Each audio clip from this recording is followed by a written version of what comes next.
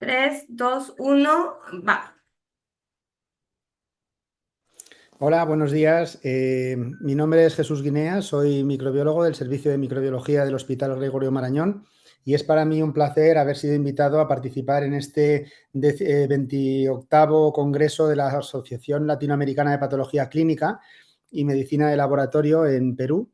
Y el tema que se ha elegido para que revise mi presentación es la resistencia a fluconazol en Candida parapsilosis, un problema que yo creo que está siendo una amenaza en este momento en diferentes países y quería compartir con vosotros las últimas investigaciones que hemos llevado a cabo en nuestro hospital y contaros cómo están evolucionando estos problemas, al menos en España. Bueno, sabemos que la candidiasis invasora es una de las micosis más importantes, si no la más, en términos de número de pacientes involucrados. Los datos de incidencia de candidiasis son bastante dependientes de la región geográfica en la que nos encontremos. Por ejemplo, en España tenemos una incidencia de alrededor de 8 casos por 100.000 habitantes y año estudiado.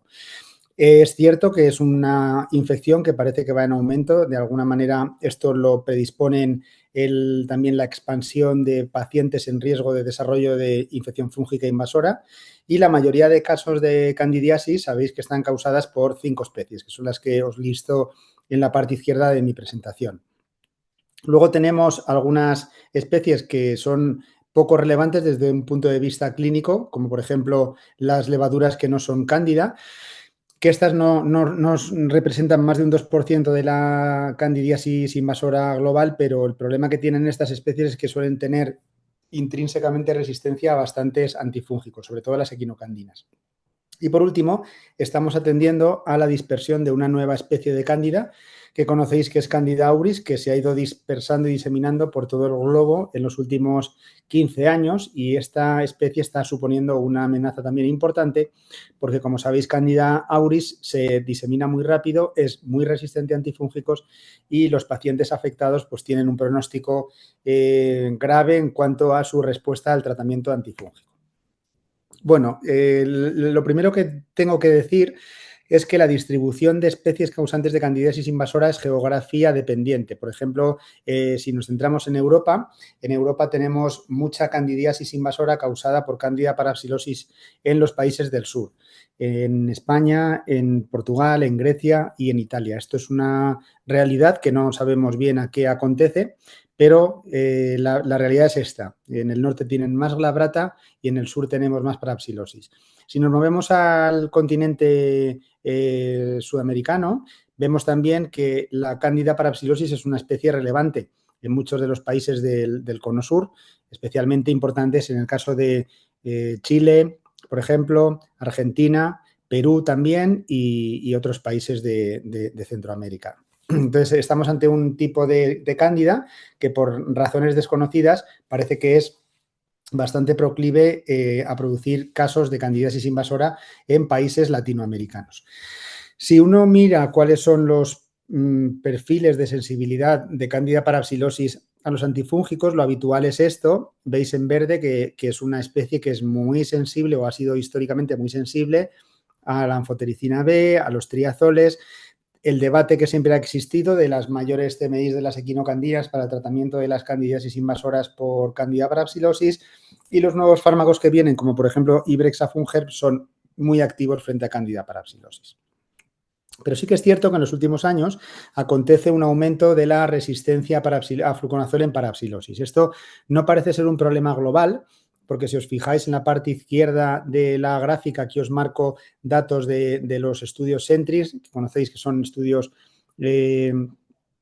desarrollados y coordinados por Michael Faller en Estados Unidos, y él recoge cepas de todo el mundo y actúa como una especie de centinela de la resistencia antifúngica. Como veis aquí, la tasa de resistencia a fluconazol en Candida parapsilosis, de los datos que provienen de los ensayos Sentry, no supera el 5%. Lo mismo veíamos en los datos recolectados en España en el año 2008, donde hicimos un estudio poblacional de candidiasis invasora en mi país, y vimos también que las tasas de resistencia a fluco en Candida parapsilosis no superaban el 2%. Es decir, que si uno mira grandes denominadores de grandes espacios geográficos, la resistencia a fluconazol se diluye de una manera importante. Pero sí que es cierto que cuando uno revisa algunas experiencias de algunos compañeros de países concretos y sobre todo de hospitales muy localizados, pues parece que la experiencia que ellos tienen es diferente, ¿no? Tenéis algunos trabajos de Francia que reportan tasas de resistencia de un 10% en parapsilosis, hasta algún trabajo recientemente publicado en Sudáfrica que estas tasas alcanzan casi el 80%, que es decir, hay hospitales que, aunque estos grandes denominadores no los tengan en cuenta, hay hospitales que están muy afectados por este problema. Por ejemplo, en nuestro centro tenemos la suerte de no tener ninguna cándida parapsilosis resistente a fluconazol, siendo un centro que monitoriza de manera sistemática cualquier cepa de cándida que proviene de hemocultivos. Es decir, que nosotros podemos asegurar que no tenemos resistencia a fluconazol porque la buscamos y no la encontramos. Entonces, lo que de alguna manera quiero trasladar con esta gráfica es que mientras que es importante hacer grandes estudios poblacionales a poder ser supranacionales para tener grandes datos de grandes regiones geográficas y ver tendencias generales de especies como Candida parapsilosis, no olvidemos que cada uno tiene que mirar la epidemiología de su centro, porque esta epidemiología no necesariamente va a estar reflejada en esos grandes estudios, ¿no? Como también de alguna manera ejemplifica la gráfica que os pongo a la izquierda. Nuestro centro, como os digo, es un hospital terciario localizado en el centro de Madrid, en España. Nosotros llevamos monitorizando la epidemiología de la candidiasis invasora y la resistencia antifúngica asociada a sus especies desde hace casi 20 años ya. Y como veis en esta gráfica, pues nosotros tenemos una proporción de casos muy importante causada por Candida albicans, lo cual es esperable. En cualquier serie uno se va a encontrar esta experiencia. Y la Candida parapsilosis, como os digo, como buen país del sur de Europa, pues es muy prominente, ¿no? Y esto incluso ha ido a más durante la época de la pandemia, en la que probablemente por cuestiones de mala o de mal control de la infección nosocomial, especies que son proclives a estar relacionadas con infección relacionada con el catéter, pues de alguna manera han cobrado algo más de relevancia en los últimos años, ¿no? Pero si os fijáis en la línea, esta que os pongo aquí roja, sólida, que es la tasa de resistencia a fluconazol global que tenemos en las cándidas de nuestras candidemias, pues estas tasas de resistencia no son extremadamente altas y no tienen una tendencia en ningún caso a subir, ¿no? Lo cual de alguna manera pues nos dice que durante la época de la pandemia pudimos tener más casos de candidiasis, pero la resistencia a fluconazol no fue algo que se disparara. Esto está analizado en la gráfica que veis a la derecha por años y veis que en los últimos 3 años pues esta tasa en general ha ido a menos, y si comparamos 3 grandes periodos de tiempo también veis que esta tendencia pues no es claramente al alza ni claramente a la baja, ¿no? Se mantiene en alrededor de un 5% de manera casi sistemática. Bueno, ¿qué pasa con Candida parapsilosis y la resistencia a fluconazol? Si nos fijamos en la ruta de síntesis del ergosterol que os comentaba la semana pasada en el trabajo de Aspergillus, pues esta ruta tiene enzimas diferentes a las de Aspergillus, en el caso de Cándida, y en concreto tenemos una proteína que va a estar involucrada en la síntesis de ergosterol, que es la proteína ERG11P, codificada por el gen ERG11. Entonces, hay algunas mutaciones en ese gen que se correlacionan con la resistencia a fluconazol. Hace un par de años realizamos una revisión, mi compañera Pilar Escribano y yo, publicada en Frontiers, y en ella podéis observar cuáles son las mutaciones de resistencia a azoles más frecuentes. La más importante con diferencia es la Y132F, y luego tenemos otras que son minoritariamente importantes, como por ejemplo la K143R y sobre todo la G458S. Pero con mucho, la más importante es la primera, que es la que se ha reportado en más trabajos a lo largo de los últimos 10 años.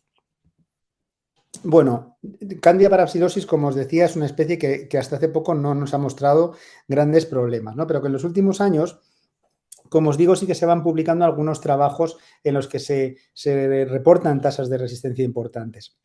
Y en concreto, centrándome ya en las cepas que tienen la mutación Y132F, que son las más importantes, ya os contaré enseguida por qué, estas cepas se han ido reportando en los últimos 20 años en diferentes localizaciones del planeta. La primera vez que se reporta es en Turquía y están marcadas en color azul aquellos países en los que se han encontrado estas mutaciones. Estas mutaciones son importantes, sobre todo porque cuando aparecen en cepas de Candida parapsilosis, estas cepas, además de adquirir resistencia a fluconazol, tienen tendencia a diseminarse por el hospital de una manera muy efectiva. Con lo cual tenemos un doble problema, una cepa resistente que además pues, tiene bastante eficacia a la hora de diseminarse y afectar a muchos pacientes. Como os he dicho, esta mutación se ha ido detectando en diferentes localizaciones geográficas y el último país que la reporta es el mío, es en España, en un hospital de las Islas Baleares en las que se reportan tasas de resistencia a fluconazol en esta especie bastante altas. Bueno, la primera vez que os digo que aparece esto en España es en este hospital, en Palma de Mallorca, en el año 2019. En el año 2019 también aparecen clones resistentes en la región de Madrid, en un hospital que tiene una tasa de resistencia, ya veis, que casi de un 50%. Y en un estudio llevado a cabo en el Centro Nacional de Microbiología en España también se reporta este problema en diferentes regiones del país. Aquí tenéis algunas publicaciones que si queréis os invito a que las leáis para conocer más en detalle el problema de la resistencia a fluconazol en Candida parapsilosis que está acaeciendo ahora mismo en mi país. Bueno, comenzando por lo que pasa en Palma de Mallorca. En Palma de Mallorca tienen, desde el año 2015, detectan en hemocultivos una cepa resistente a fluconazol. Desde octubre del 2015 a marzo del 19 tienen cepas con ese fenotipo de resistencia. El problema es que no se guardan y las últimas que se detectan desde abril del 19 hasta noviembre del 19 se guardan y se caracterizaron en nuestro hospital. Estas cepas tenían resistencia todas ellas a fluconazol, eran de hemocultivos mayoritariamente y las comparamos con cepas sensibles de nuestra colección de Madrid. Entonces, lo que encontramos es que la tasa de resistencia a fluconazol en estas cepas de Mallorca eran extremadamente altas, por encima del 80% a fluconazol, y prácticamente todas las cepas eran con un fenotipo no salvaje a voriconazol, lo cual nos daba tasas de resistencia a fluconazol en sangre de un 70% y todas estas cepas tenían esta mutación que os he comentado antes, la Y132F. Genotipamos estos clones y curiosamente lo que encontramos es que todos los clones que veis, cada círculo es un clon. En color verde se identifican aquellos clones que son sensibles a fluconazol. Verde oscuro del Hospital Son Espases de Mallorca, verde claro del Hospital Gregorio Marañón de Madrid. Como veis, no hay genotipos compartidos entre los dos hospitales de los sensibles y todas las cepas resistentes se agrupan en este número de genotipos que están todos ellos relacionados genéticamente, aunque hay uno de ellos que es mayoritario, con lo cual lo que aquí de alguna manera acontece es un brote por una cepa clonal que se ha ido diseminando a lo largo del tiempo y que con el tiempo también ha ido microvariando genéticamente y posiblemente adaptándose al medio hospitalario para poder prevalecer en el mismo. Estas cepas que son resistentes a fluconazol en general son bastante resistentes a todos los triazoles, pero su sensibilidad a anfotericina B, a candinas e incluso a los nuevos antifúngicos como Ibrexafunger quedan intactas. ¿Qué ocurrió con los pacientes que tenían cepas resistentes? Pues vimos que casi el 80% de ellos eran pacientes con infección invasora documentada, con una mortalidad relativamente alta y lo que nos llamó más la atención es que solamente el 20% de los pacientes que tenían este tipo de infecciones habían recibido previamente azoles, es decir, que solo 1 de cada 5 pacientes infectado con una cepa resistente tenía un histórico previo de uso de fluconazol o cualquier otro triazol, lo cual demuestra que el uso previo de azoles no es el principal promotor de resistencia a fluconazol o el promotor problema de la aparición de estas cepas en los pacientes, sino que probablemente lo que estamos es en una diseminación clonal de una cepa de un genotipo en un hospital concreto. ¿Dónde apareció este problema? Este problema es de la UCI, fundamentalmente unidad de críticos. Esto es algo documentado en la literatura. Prácticamente todos los brotes por estas cepas empiezan en la UCI, pero cuando ya el clon lleva mucho tiempo instaurado en el hospital, es capaz de trasvasar las fronteras de la UCI y empezar a afectar otros servicios. Y en el caso del Hospital de Son Espases, pues prácticamente un cuarto de los servicios afectados no era UCI. Bueno, no es un problema estricto del Hospital de Son Espases. En Madrid, el primer hospital que reporta este problema es el Hospital Puerta de Hierro, en el que se estudian las candidemias pre y durante la pandemia de COVID, durante la primera oleada de COVID.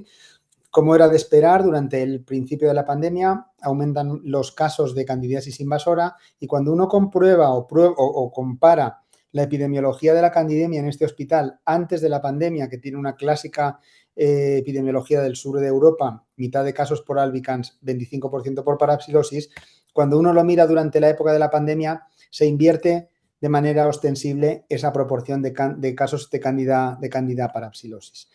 Al comparar los pacientes que tenían infección pre-pandemia y durante la pandemia, no se observan grandes diferencias, salvo que los pacientes con COVID habían tenido más ingreso en UCI, tenían más uso de corticoides, menos uso de catéter, más uso de catéter, perdón, y menos cirugía intraabdominal.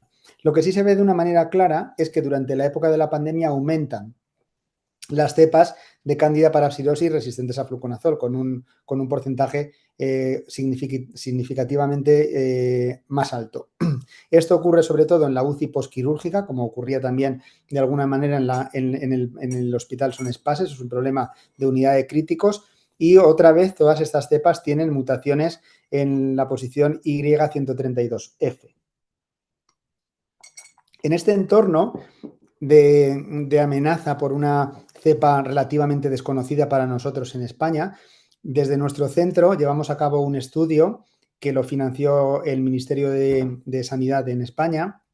Es un trabajo que nosotros le llamamos Estudio Candimat, que esto es un acrónimo que explica que el estudio se realiza en Cándida y en Madrid, y en este trabajo participaron muchos hospitales de la región.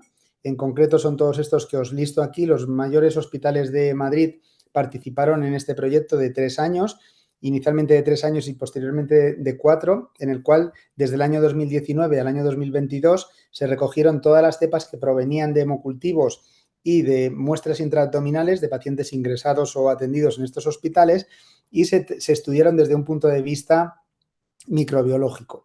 En concreto, fuimos capaces de aunar casi 3.000 cepas de hemocultivos y de muestras intraabdominales de 16 hospitales y todas ellas se sometieron a identificación molecular y estudios de sensibilidad antifúngica, incluidas las bases moleculares de aquellas cepas resistentes. En resumen, los datos se publicaron en estas 2 publicaciones que tenéis en la cabecera de la diapositiva. No encontramos Cándida auris en nuestra región, que era uno de los objetivos de nuestro trabajo, a pesar del altísimo número de cepas estudiadas, pero sí que vimos la emergencia de resistencia a fluconazol en Cándida parapsilosis, que era algo que no contábamos con ello cuando diseñamos este proyecto. Bueno, si os fijáis en la epidemiología de las especies que se encuentran tanto en sangre como en muestras intraabdominales, es radicalmente diferente, prevaleciendo siempre Candida albicans, pero si os fijáis en hemocultivos tenemos mucha Candida parapsilosis, un 28%, mientras que en la muestra intraabdominal lo que prevaleció como segunda especie era Candida glabrata. Esto hace de alguna manera que la resistencia a fluconazol que encontramos, que provenía fundamentalmente de las Cándidas parapsilosis, pues con lógica sea más alta en las muestras de sangre, porque esa es una especie más característica de hemocultivos que de muestras intraabdominales. Lo que encontramos es que alrededor de un 14% de las cepas de Candida parapsilosis eran resistentes a fluconazol. Mayoritariamente estas procedían de sangre, afectando a 5 hospitales inicialmente en la primera parte del estudio, que es esta que os estoy contando ahora, y la tasa de resistencia iba en aumento. Empezó en el 3,8% en 2019 hasta llegar casi a un 30% en el año 2021. Bueno, realmente lo interesante de este estudio es que prácticamente el 90% de las cepas que encontramos con resistencia a fluconazol en Candida parapsilosis eran portadoras otra vez de esa mutación tan característica, y algunas que venían de un hospital en concreto tenían la mutación G458S. Todos los genotipos que tenían la mutación Y132F estaban genéticamente relacionados. Todas las cepas que provenían o que tenían el genotipo G458S eran de un único genotipo, y como veis aquí había algunos hospitales de esos 5 que estaban claramente más afectados que otros. El Hospital 4, que es el Hospital Puerta de Hierro, que os contaba al principio es el hospital en el que inicialmente se reportó un brote por estas cepas en Madrid. Y luego teníamos el Hospital 9, que también parecía que iba ganando importancia en este contexto. También las cepas se genotipan. Como veis, aquí tenemos muchos más clones estudiados, mayoritariamente los clones eran sensibles, por eso se marcan en color verde. Tenemos aquí a la derecha, en la parte superior, los clones madrileños, que son los que están en color rojo, que son completamente diferentes de los clones verdes, sensibles a fluconazol. Y aquí tenéis marcados en color naranja las cepas con la Y132F de Palma de Mallorca, también genéticamente distantes del resto de genotipos. Y por último tenemos el clon que os comentaba, que tiene la mutación G458S en Madrid, que también genéticamente es diferente de cualquier otro genotipo estudiado en este estudio. Con este trabajo se reporta por primera vez la resistencia a fluconazol mediada por esa mutación en Candida parapsilosis en Madrid, y también este trabajo supone la primera vez que se reporta la G458S en nuestro país.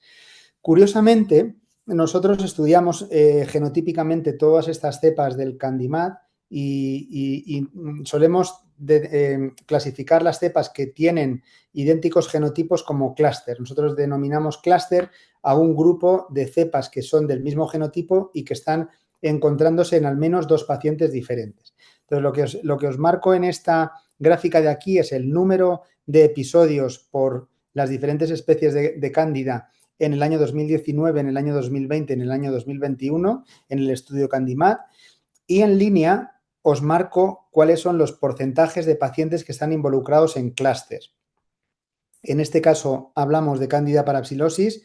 En el caso de la línea negra estamos hablando de Candida albicans. Como os podéis fijar, en el caso de Candida albicans prácticamente no hubo diferencias significativas en el número de pacientes en clúster entre el año 19 con el 20 y con el 21. Sin embargo, en el caso de Candida parapsilosis sí que se ve claramente un aumento del 19 al 20, que veis que hay más pacientes en clúster, pero el aumento claro es del 20 al 21 cuando pasamos a porcentajes mucho mayores.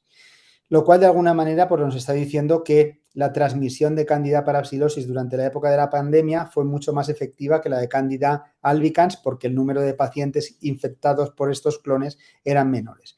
Pero si quitáis o si quitamos de esta ecuación el clon resistente a fluconazol, queda la línea marcada con rayitas, y aquí la diferencia no fue significativamente superior a lo largo del tiempo. Es decir, que ese aumento tan drástico en la transmisión de Candida parapsilosis entre los hospitales madrileños se debía a esos clones resistentes y no a cualquier clon de Candida parapsilosis que no mostrara esta característica.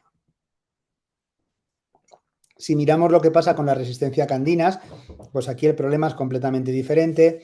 Veis que fundamentalmente esto se ve en muestras de la cavidad intraabdominal, como veis en esta parte de la gráfica, y marcadas en este color violeta están las especies más importantes, que es Candida glabrata en este caso.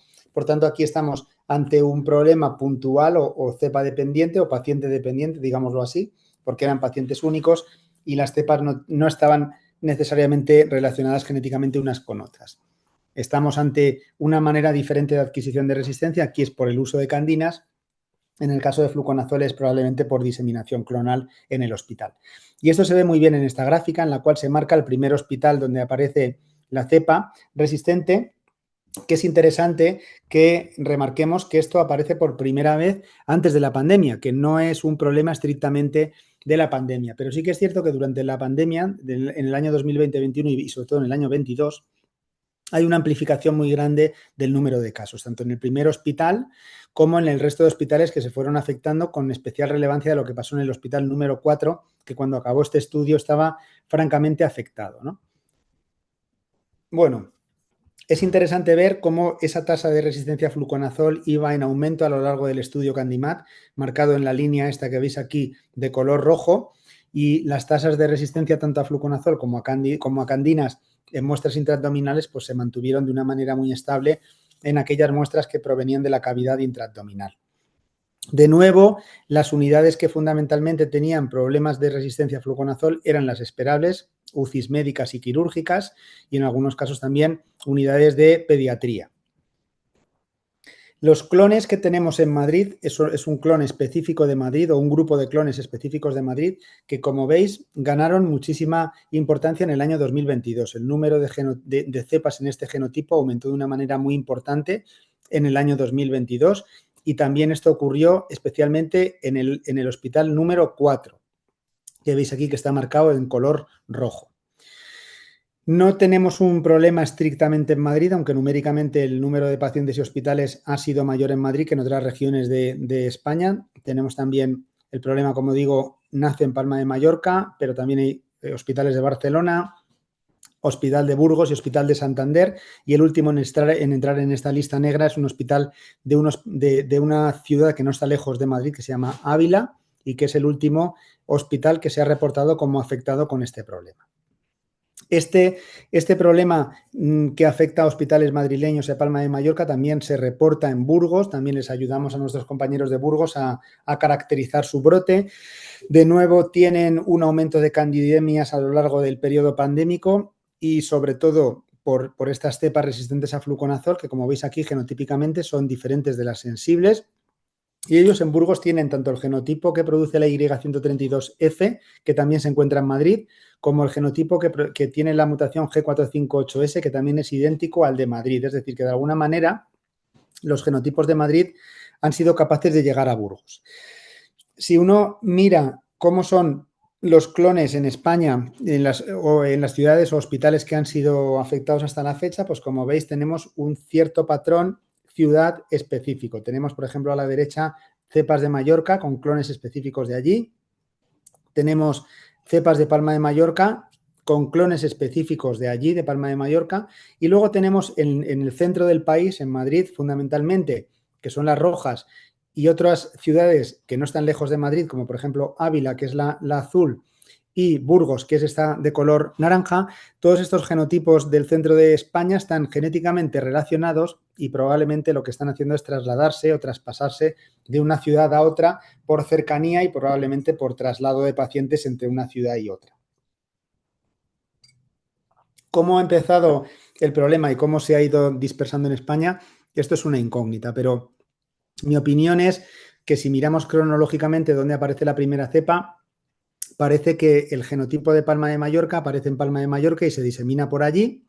Posteriormente aparece en Barcelona otro genotipo diferente que se disemina por las ciudades de la capital catalana.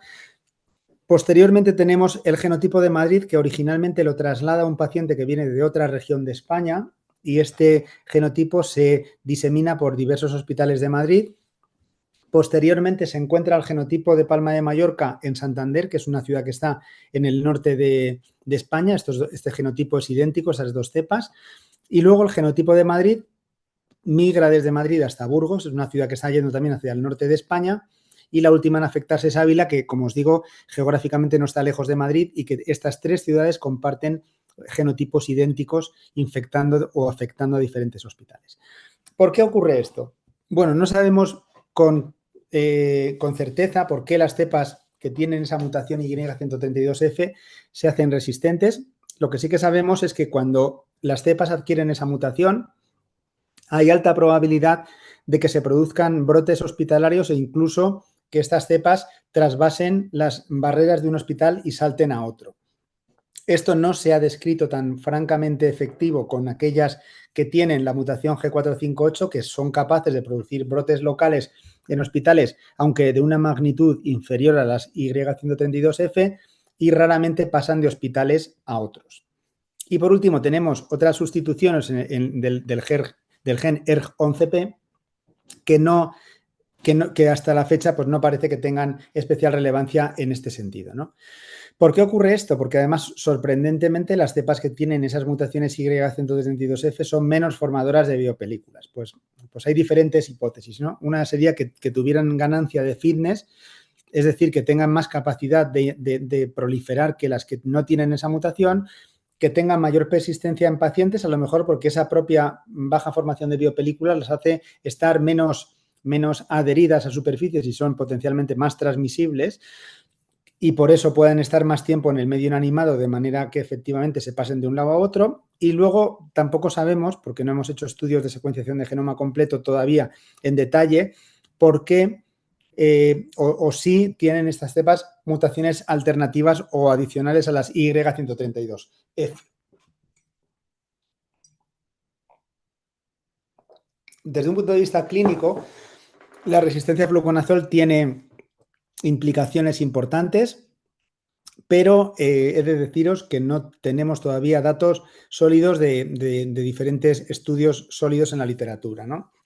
¿Qué sabemos? Pues sabemos que no hay unos factores de riesgo claros y concretos para tener estas infecciones, que el uso de azoles no es un promotor del problema, que sí que lo es estar en la UCI para infectarte por este problema y que lo que parece aquí prevalecer es una transmisión paciente-paciente con datos de mortalidad que son escasos y, por tanto, pues muy variables en la literatura.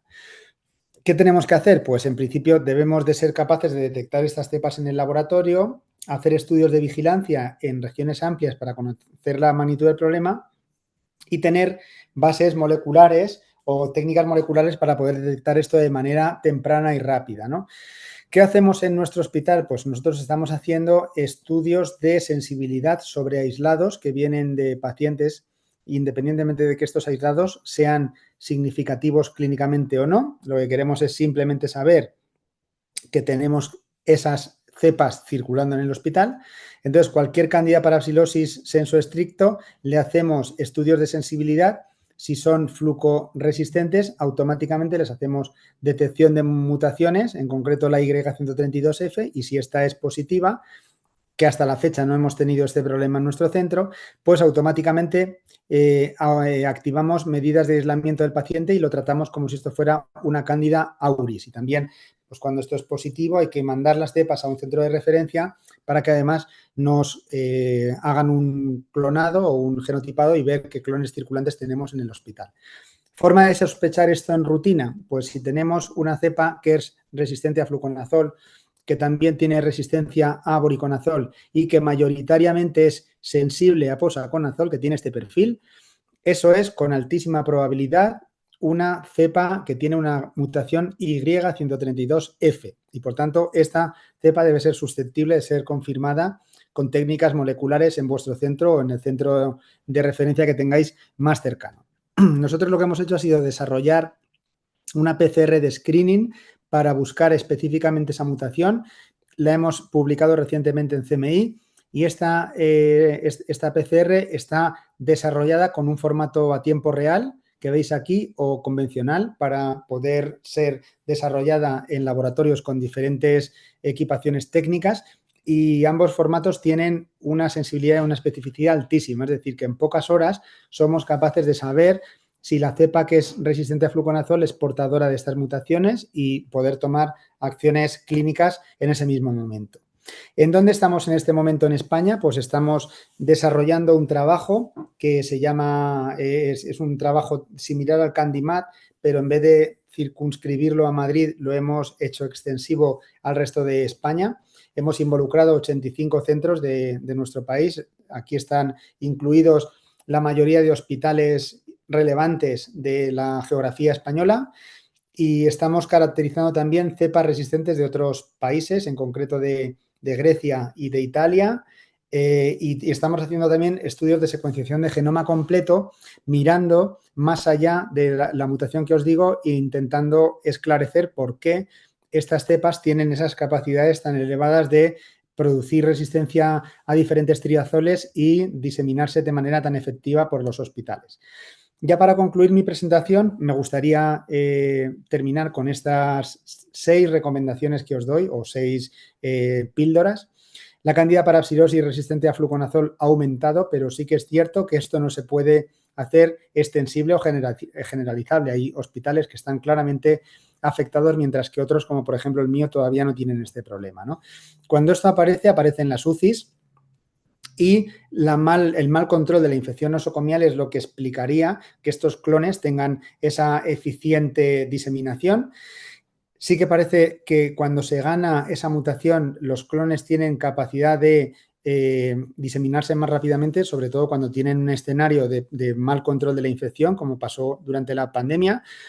Aunque sí que es cierto que no sabemos todavía con certeza cuáles son las explicaciones reales que explican esa diseminación. Y en este momento lo que creo que se tiene que hacer es buscar el problema en el laboratorio y no dejar de hacer estudios de surveillance sobre resistencia, porque esto es lo que nos va a dar una idea de realmente la magnitud del problema en diferentes regiones.